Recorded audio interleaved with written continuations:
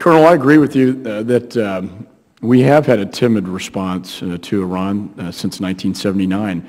General Keane, you outlined, I thought, very masterfully all the attacks and attempted attacks on the interests of the United States since 1979, and the failure of both parties, either parties in administrations prior, to adequately respond to the threat.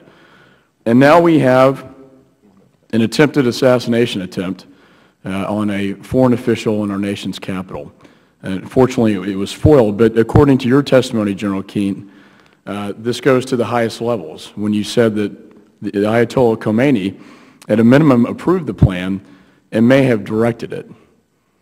That's very bold. And if true, I think deserves a proper response. You mentioned that our policy has failed, and we've had sanctions on and off since 1979, and yet we're still faced with this threat that continues. And I think you mentioned we need to treat Iran as a strategic enemy. I agree with that. And so to both the General and the Colonel, what do you think should be the proper response to deal with Iran?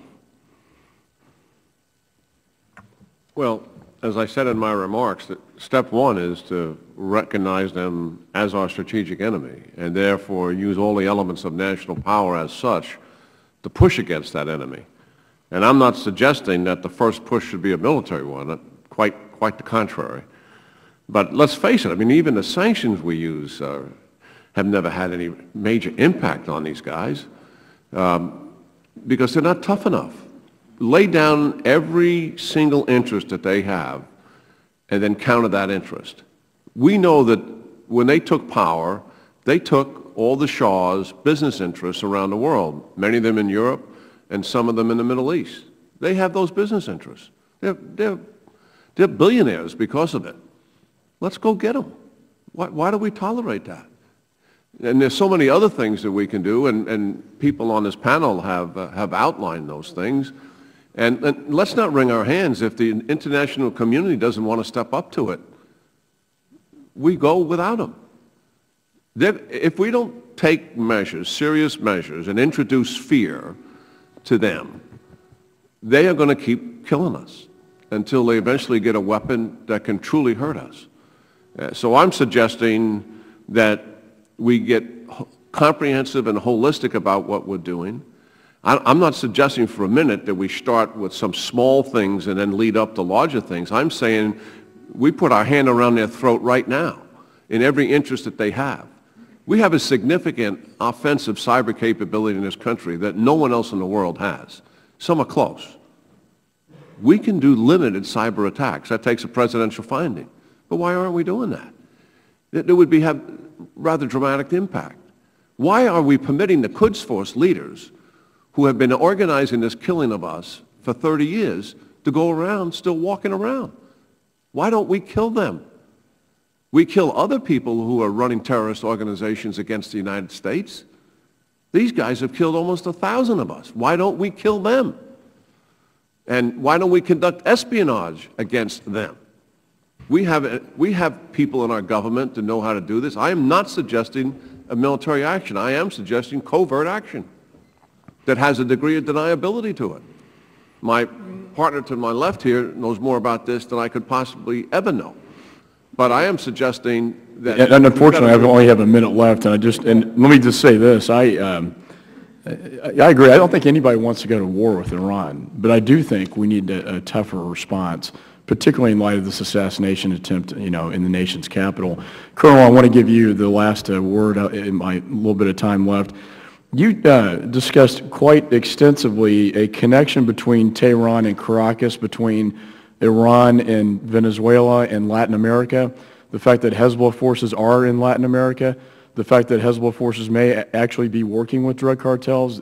I think, in your words, this probably wasn't a cold call. They may have been connected with them previously.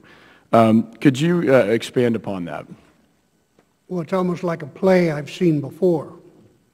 Establishing a base in Lebanon and using that, and look what they have expanded that to today, where really it's preventing any kind of The larger issues, it's preventing any kind of accommodation between the Palestinians and the Israelis. They're with the Hamas. They've expanded that. They've become a major player and a major threat that they never had before that. That's why I say the Iranian Revolutionary Guard moving to Lebanon at the time we were there on a peacekeeping mission was a game changer because they brought capabilities with them that certainly weren't there before. I mean, the bomb that we faced wasn't put together by any Shias, wasn't put together by any, weekend over a garage. It was the largest non-nuclear explosion ever recorded, still retains that. The magnitude of the bomb really predetermined mass casualties and the removal, really the destruction of the mission at the same time. Moving that to Venezuela and so on, I would state that the Quds commander connection with the assassination plot here is the fellow that I pin as has to be one of the key guys in the planning and control of the Quds force. Is the founder that was in Beirut, is current Minister of Defense Vahidi. He's the one that founded it. He's the one that just look at the jobs he's had before he's been the Minister of Defense. And it's all key jobs that lays out, like I mentioned, a roadmap. And he was in Venezuela earlier this year. He was expelled from Bolivia after the Interpol came because he's on their red notices, but he travels under diplomatic cover. The point is he's probably the key guy that's orchestrating all this, not only the use of the Quds force, but specific missions, I would think, and has that kind of influence with the mullahs. Thank you, Colonel. Let me also echo Dr. Levitt's testimony that the Quds should be designated as a foreign terrorist organization. I think that would be helpful. And these flights going between Caracas and Tehran, they cannot be checked by Interpol. The international community cannot check these flights. And I've had Bolivian lawmakers tell me that there's uranium on those flights going to Iran. And I think it's time, as General King mentioned, to start stepping up to the plate and responding.